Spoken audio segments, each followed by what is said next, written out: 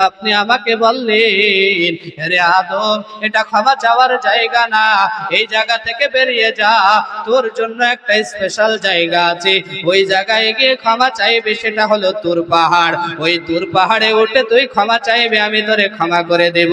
কিন্তু আদম সন্তান হওয়ার পরে, বিশ্বনবী মুহাম্মদের উম্মতের দল হওয়ার পরে, আমরা যদি কোনো ভুল করে ফেলি, তাহলে আমাদেরকে আল্লাহ রাব্বুল আলামিন বলে না কোন জায়গায় চলে যা, তোদের জন্য একটা জায়গা নির্ধারিত করা আছে, ওই জায়গায় গিয়ে ক্ষমা চাইবি। আল্লাহ বলে না যে মক্কায় চলে যা গিয়ে ক্ষমা চাইবি, মদিনায় চলে যা গিয়ে ক্ষমা চাইবি। আল্লাহ বলে না মসজিদের ভিতরে চলে যা গিয়ে ক্ষমা চাইবি। আল্লাহ বলে না।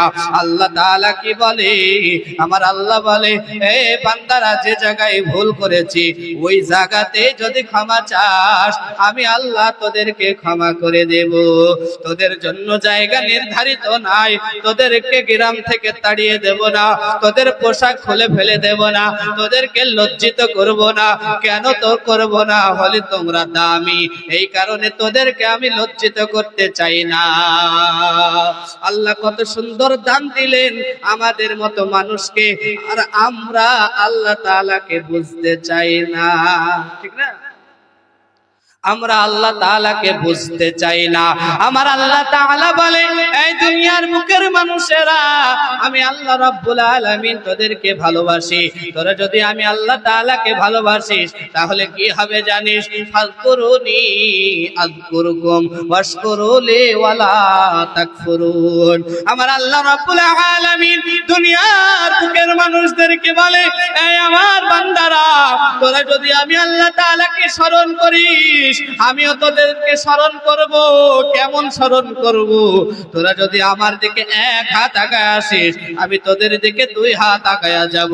তোরা যদি আমার দিকে হেঁটে হেঁটে আসিস, আমি তোদের দিকে দৌড়িয়ে দৌড়িয়ে চলে যাব। বান্দা, আমার আল্লাহ রাব্বুল আলামিন কোন দিক দিয়ে আমাদেরকে নৈরাশ করে না।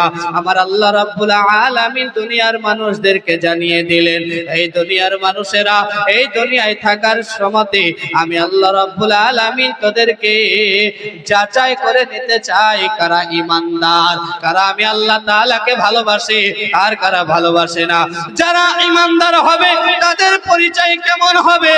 আমার আল্লাহ তাআলা বলে, ইন্নামাল মুমিনুনা আল্লাযীনা ইযা যুকিরাল্লাহু ওয়াজিলাত কুলুবুহুম ওয়া ইযা তুলিয়াত আলাইহিম আয়াতুহু যাদাতুহুম ঈমানাও ওয়া আলা রাব্বিহিম ইয়াতাওয়াক্কালুন।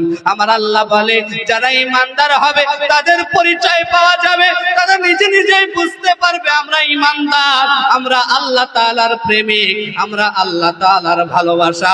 আল্লাহ আমাদেরকে ভালোবাসে, আমিও আল্লাহ তাআলাকে ভালোবাসি। নিজে নিজেই বুঝতে পারবেন। আপনারা কেমন বুঝতে পারবেন? আমার আল্লাহ বলে, ইযা যুকিরাল্লাহু ওয়াজিলাত কুলুবুহুম, যখন তোমাদের সামনে আমার আল্লাহ তাআলার নামের জিকির করা হবে, আল্লাহ তাআলার নাম নেওয়া হবে, আল্লাহ তাআলার স্মরণ যখন তোমাদেরকে করানো হবে, তোমরা আল্লাহ তাআলার নাম শোনার পর তোমরা কেমন জানি একটু কম্পনি দিয়ে উঠবে, কেঁপে উঠবে। যারা আল্লাহ তাআলার ঈমানদার বান্দা হবে, আল্লাহ তাআলাকে যারা ভালোবাসবে, আমার আল্লাহ বলে, এই দুনিয়ার মুখের মানুষেরা, এই ঈমানদারেরা, তোমরা নিজেরাই পরিচয় পেয়ে যাবে তোমরা ঈমানদার। কেমনে?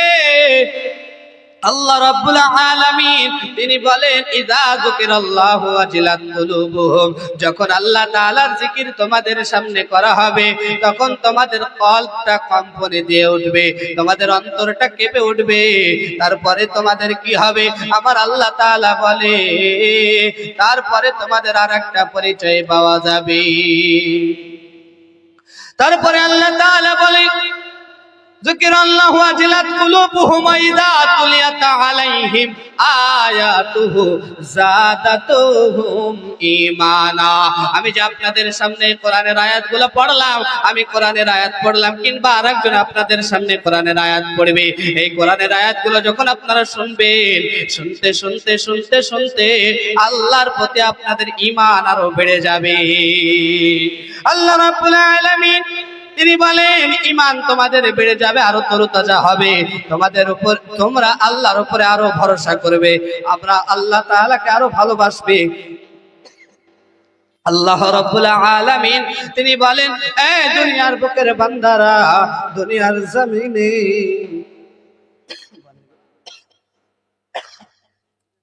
আল্লাহ রাব্বুল আলামিন তিনি বলেন, দুনিয়ার জমিনে এমন একজন মানুষ ছিল যে মানুষটা কোরআনের আয়াত শুনে, কোরআনের কথা শুনে, কোরআনের ওই পড়া শুনে তার ঈমান বেড়ে গিয়েছে, সে ঈমানদার হয়ে গিয়েছে। ওই মানুষটা আর কেউ না, দুনিয়ার বুকে ওই মানুষ যে মানুষটাকে ঈমান আনার আগে সন্ত্রাসী বলা হতো, ঈমান আনার পর ওই মানুষটা দ্বিতীয় নম্বরে জান্নাতের সার্টিফিকেট পেয়ে গিয়েছে। ওই মানুষটার নাম কি? দ্বিতীয় নম্বরে যিনি জান্নাতের সার্টিফিকেট পেয়েছে সে কে বলেন তিনি? হযরত উমর। ঠিক না? হযরত উমর রাদিয়াল্লাহু তাআলা আনহু যখন দুনিয়ার বুকে আমার নবীকে ইন্তেকাল করে দেবে, মেরে দেবে, দুনিয়া থেকে শেষ করে দেবে, যখন এই ভাবনা ভেবে যখন রাস্তা দিয়ে চলতে শুরু করলো, যেতে যেতে হযরতে নাঈম রাদিয়াল্লাহু তাআলা আনহুর সঙ্গে দেখা হয়ে গেল। হযরতে নাঈম রাদিয়াল্লাহু তাআলা আনহু বলে, ও উমর, তুমি এত গরম হয়ে ঘোড়ার পিঠে উঠে উলঙ্গ তলোয়ার হাতে নিয়ে কোথায় ছুটতেছো? একটু দাঁড়াও, তোমার সঙ্গে একটু কথা বলি।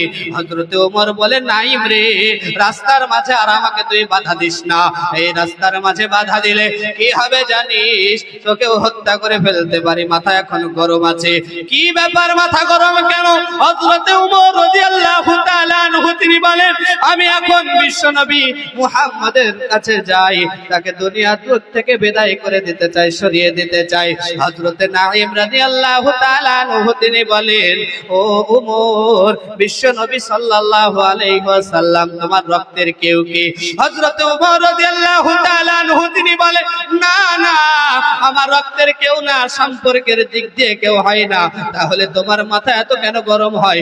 দুনিয়ার বুক থেকে যাওয়ার সবাতে হযরতে ওমর রাদিয়াল্লাহু তাআলা আনহুকে কিছু জালেমের দলেরা ইন্তেকাল করে দিয়েছিল নামাজি অবস্থায়, কিন্তু হযরতে ওমর দুনিয়ার বুকে যখন ঈমান আনলেন, কেমন ঈমান এনেছিলেন এই কথা যখন নাঈম রাদিয়াল্লাহু তাআলা আনহু তাকে বলল, এই কথা বলার পরে হযরতে নাঈম রাদিয়াল্লাহু তাআলা আনহু বলে, রে ওমর, তুমি আগে রক্তের খবর নাও, তোমার বোন আর ভগ্নিপতি বিশ্বনবী হাতের হাত দিয়ে কালিমা পড়ে মুসলমান হয়ে গেল। হযরতে নাঈমের কথা শুনে হযরতে ওমর রাদিয়াল্লাহু তাআলা আনহু আরো রেগে গেলেন, আর বিশ্বনবীর দরবারে গেলেন না। এখন হযরতে ওমর কোথায় যাবে? ভগ্নিপতির বাড়িতে চলে গেলেন। হযরতে ওমর রাদিয়াল্লাহু তাআলা আনহু ভগ্নিপতির বাড়িতে গিয়ে দরওয়াজায় টোকা দিলেন। দরওয়াজায় টোকা দেওয়ার পর ভেতর থেকে হযরতে ওমরের বোন বুঝতে পারলেন ভাই এসেছে, সঙ্গে সঙ্গে কোরআন শরীফটাকে লুকায়া দিলেন, আর খাব্বাব রাদিয়াল্লাহু তাআলা আনহুকে লুকায়া দিলেন। দরওয়াজাটা খুলে দিলেন। ও ভাই, কি ব্যাপারে এই সময় কেন আমার বাড়িতে? ও বোন, শুনলাম নাকি দুনিয়ার বুকে বিশ্বনবী সাল্লাল্লাহু আলাইহি ওয়াসাল্লামের হাতে হাত দিয়ে মুসলমান হয়ে কালিমা পড়েছো। তুমি বলো, ও দুনিয়ার বুকে তুমি যদি এই কালিমা পড়ে থাকো, তাহলে তুমি সঙ্গে সঙ্গে কালিমা ত্যাগ করো, ছেড়ে দাও। হযরত ওমরের বোন বলে, রে ভাই, পাগলের মতো কথা বলিও না। দুনিয়ার বুকে ঈমান গ্রহণ করা যায়, ইসলাম গ্রহণ করা যায়, কালিমা পড়া যায়, কালিমাকে গ্রহণ করা যায়, কিন্তু কালিমা ছাড়া যায় না। ঈমানের পাওয়ার এত হয়ে গিয়েছে। হযরত ওমর উলঙ্গ তলোয়ার হাতে নিয়ে দাঁড়ায় আছে। বোন বলতেছে, ভাই, যদি তুমি তলোয়ার দিয়ে আমার দুনিয়া থেকে শেষ করে দাও, তাও আমি কালিমা ছাড়বো না। হযরত ওমর রাদিয়াল্লাহু তাআলা আনহু ভগ্নিপতিকে বলল, ভগ্নিপতি, ও ভাই, কালিমা ছেড়ে দাও। হযরত ওমর রাদিয়াল্লাহু তাআলা আনহু কে এই কথা বলতে শুনে ভগ্নিপতি বলে, না না, কালিমা ছাড়া যাবে না, জীবন দিয়ে দিব। কিন্তু ওই সময়তে হযরত ওমর রেগেছিলেন, মাথা গরম হয়েছিলেন, সঙ্গে সঙ্গে ভগ্নিপতির দাড়ি চেপে ধরে জমিনে ফেলে তলোয়ারের উল্টা পিঠ দিয়ে আঘাত করা শুরু করলো। এই আঘাতে আঘাতে যখন তার শরীর দিয়ে রক্ত ফিনকি দিয়ে বাহির হতে লাগলো, বোন পাশে দাঁড়ায় ছিল, সহ্য করতে পারে না। হযরত ওমরের বোন এই ঘটনা দেখে, এই দৃশ্য দেখে তখন আর সহ্য করতে না পেরে নিজের স্বামীর উপরে ঝাঁপায় পড়েছে। হযরত ওমর বোনকেও মারা শুরু করেছে।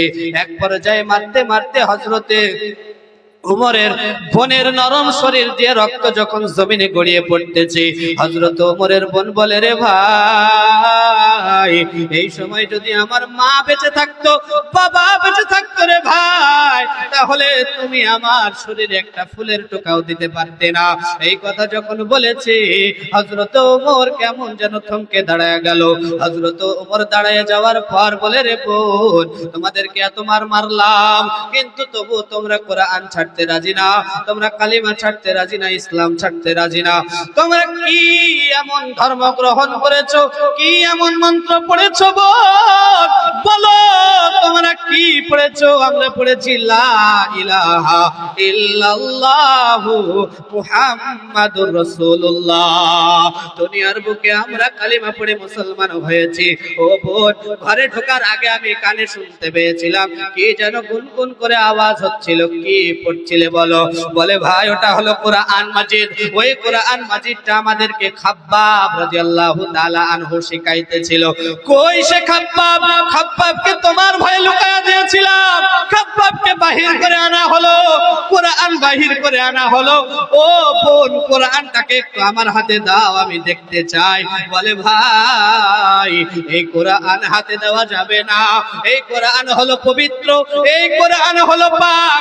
যদি এই কোরআনকে স্পর্শ করতে চাও তাহলে পবিত্র হওয়া লাগবে। ভাই গোসলখানায় চলে গেল। গোসল করে এসে হযরত ওমর সঙ্গে সঙ্গে বলে, বোন, ওই কোরআনটাকে একটু আমারে দেখাও। হযরত ওমরকে কোরআন দেখানো হলো। কোরআন মাজিদটা হযরত ওমর কিংবা তার বোন নিজে পড়ে শোনালেন।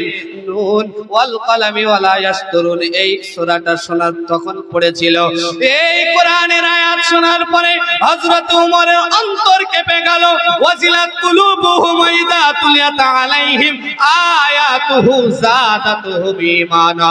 যখন আল্লাহর জিকির তার সামনে করা হলো, কোরআনের আয়াত যখন পড়া হলো, হযরত ওমরের ঈমান নূর, ঈমানি নূর তার সিনায় ঢুকে গেল।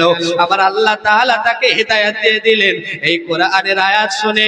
আর হযরত ওমর রাদিয়াল্লাহু তাআলা আনহু বলা শুরু করলো, ও বোন, এই কোরআনের তিলাওয়াত এত সুন্দর, এ না জানি এই কোরআন যে মানুষটার উপরে নাজিল হয়েছে, ওই মানুষটা না জানি কত সুন্দর রে বোন, চলো ওই মানুষটাকে একটু আমাকে দেখাইবা। হযরত ওমরকে সঙ্গে করে ভগ্নিপতি আর খাব্বাব বিশ্ব নবীর কাছে নিয়ে গেলেন। ওই সময় হযরত ওমর কালিমা পড়ে মুসলমান হয়ে গেল। সুবহানাল্লাহ। হযরত ওমর মুসলমান হয়ে গেল। 39 জন মুসলমানের পর 40 নম্বর মুসলমান হযরত ওমর। হযরত ওমর রাদিয়াল্লাহু তাআলা আনহু যখন 40 নম্বর মুসলমান হলেন, এই মুসলমান হওয়ার আগে মক্কার জমিনে লুকায়িত ভাবে নামাজ হতো, লুকায়িত ভাবে দ্বীনের প্রচার হতো। হযরত ওমর রাদিয়াল্লাহু তাআলা আনহু যখন ঈমান আনলেন, মক্কার কাবার চত্বরে দাঁড়াইয়া হযরত ওমর বলে, রে বেঈমানের দলেরা, তোরা কে কোথায় আছিস? আয়, আমি হযরত ওমর তোদেরকে ডাকি। একটু আগে আমি তোদের পক্ষে ছিলাম, এখন বিপক্ষে। আমি ইসলামের পক্ষ থেকে তোদের সঙ্গে লড়াই করতে চাই। তোদের যদি সাহস থাকে আমি হযরত ওমরের সঙ্গে লড়াই করবি, আয়। বেঈমানের দলেরা সেদিন বলেছিল, এখন হযরত ওমরের মাথা গরম, এখন হযরত ওমরের সামনে যাওয়া যাবে না। যদি যাই তাহলে আমাদের সন্তানগুলো এতিম হয়ে যাবে, স্ত্রীগুলো বেওয়া হয়ে যাবে, এখন সামনে যাওয়া যাবে না। হযরত ওমর এমন ব্যক্তি হয়ে গেছে, আল্লাহ রাব্বুল আলামিন হযরত ওমরের চরিত্র এবং আমল দেখে, হযরত ওমরের বুদ্ধি দেখে আল্লাহ তাআলা হযরত ওমরকে 2য় নম্বর জান্নাতের সার্টিফিকেট দিয়ে দুনিয়াতেই জান্নাতি ঘোষণা করে দিয়েছে, বলি সুবহানাল্লাহ। তাই মুহতারাম, আল্লাহ রাব্বুল আলামিনের এই দুনিয়াতে থেকে আমরা যেন হযরত ওমরের মতো দুনিয়ার বুকে যেন আল্লাহকে মেনে এবং দুনিয়াতে আল্লাহ রাব্বুল আলামিনের ইবাদতগুলো সঠিকভাবে বিশ্বনবী সাল্লাল্লাহু আলাইহি ওয়াসাল্লামের সুন্নতি তরিকা মেনে যেন আমরা চলতে পারি, বলেন আমিন। আসসালামু আলাইকুম ওয়া রাহমাতুল্লাহি ওয়া বারাকাতুহু।